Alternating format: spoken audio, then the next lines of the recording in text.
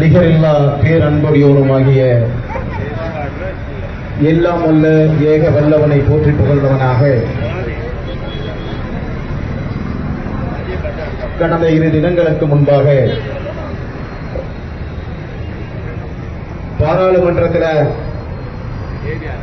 குளிர்கால கூட்டத்தொடரில் ஒரே நாடு ஒரே தேசம் ஒரே தேர்தல் என்பதை நடைமுறைப்படுத்துவதற்கான சட்டக்குறைவை எதிர்த்து எதிர்க்கட்சிகளுடைய குரல் வலையை நெருக்கும் வகையில் இந்தியாவினுடைய உள்துறை அமைச்சராக அலங்கரித்துக் கொண்டிருக்கின்ற ரத்த வெறி பிடித்த பாரதிய ஜனதா கட்சியினுடைய அமித்ஷா அவர்கள் அரசியல் சட்டத்தினுடைய மாமேதை அம்பேத்கருடைய பெயரை நாடாளுமன்றத்தில் எதிர்க்கட்சிகள் உரத்த குரலில் உச்சரித்ததன் காரணமாக அந்த அவையிலேயே அந்த நாடாளுமன்றத்தினுடைய அவையிலேயே அண்ணல் அம்பேத்கர் அவர்களை இழிவுபடுத்திய சம்பவத்தை கண்டித்து மனிதநேய மக்கள் கட்சியின் சார்பில் தமிழகம் முழுக்க நேற்றும் இன்றும் கண்டன ஆர்ப்பாட்டங்களை நடத்திக் கொண்டிருக்கின்றோம். அதனுடைய அடிப்படையில்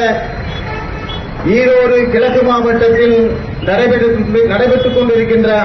இந்த ஆர்ப்பாட்டத்தினுடைய தலைவர் மாவட்ட தலைவர் சகோதரர் சித்திக் அவர்களை வரவேற்புரை ஆற்றி அமர்ந்திருக்கக்கூடிய அன்பு சகோதரர் சலீம் அவர்களை எனக்கு முன்னாலே கண்டன உரை ஆட்சி சென்றிருக்கக்கூடிய மனிதநேய மக்கள் கட்சியினுடைய தலைமை பிரதியும் நாமக்கல் மாவட்டத்தினுடைய பொறுப்பாளருமான அண்ணன் ஈரோடு ரிஸ்வான் அவர்களை சமூக நீதி மக்கள் கட்சியினுடைய தலைவர் பெரும் மரியாதைக்குரிய தோழர் வடிவேல் ராமன் அவர்களை பெருந்திரளாக இங்கே கூடியிருக்கக்கூடிய மனிதநேய சொந்தங்களை நாங்கள் என்ன காரணத்திற்காக இந்த ஆர்ப்பாட்டத்தை நடத்திக் கொண்டிருக்கிறோம் என்பதை செவிசாய்த்து கேட்டுக் கொண்டிருக்கின்ற பெரியவர்களே, தாய்மார்களே, வியாபார நண்பர்களே, உங்கள் அனைவர்களின் மீதும் மீண்டும் ஒருமுறை அந்த வல்ல இறைவனுடைய பேரொருள் நிரப்பப்படும் ஒன்றுமாக என்று பிரார்த்தித்து, அன்பிற்குரிய பெரியோர்களே, கடந்த 2 தினங்களுக்கு முன்பாக நாடாளுமன்றத்தில் துடிக்கின்ற பாசிச பாஜகவை எதிர்த்து எதிர்க்கட்சிகள் முழக்கமிட்ட போது அமித்ஷா கேட்கிறார், உள்துறை அமைச்சர் கேட்கிறார், எதற்கெடுத்தாலும் அம்பேத்கர், எதற்கெடுத்தாலும் நீங்கள் அம்பேத்கர் என்று சொல்கிறீர்களே, நீங்கள் அதற்கு பதிலாக கடவுள் பெயரை உச்சரித்திருந்தால் நீங்கள் சொர்க்கம் சென்றிருக்கலாம் என்று சொன்னால் அவர் மறைமுகமாக எதை சொல்கிறார் தெரியுமா? நீங்கள் அம்பேத்கரை உச்சரித்தால் உங்களை கொலை செய்யப்படுவீர்கள் என்பதுதான் அதனுடைய மறைமுகமான எச்சரிக்கையாக நடைபெறுகிறது. யார் இந்த அம்பேத்கர்? 1891 மத்திய பிரதேசத்தில் ஒரு ஆசிரிய குடும்பத்தில்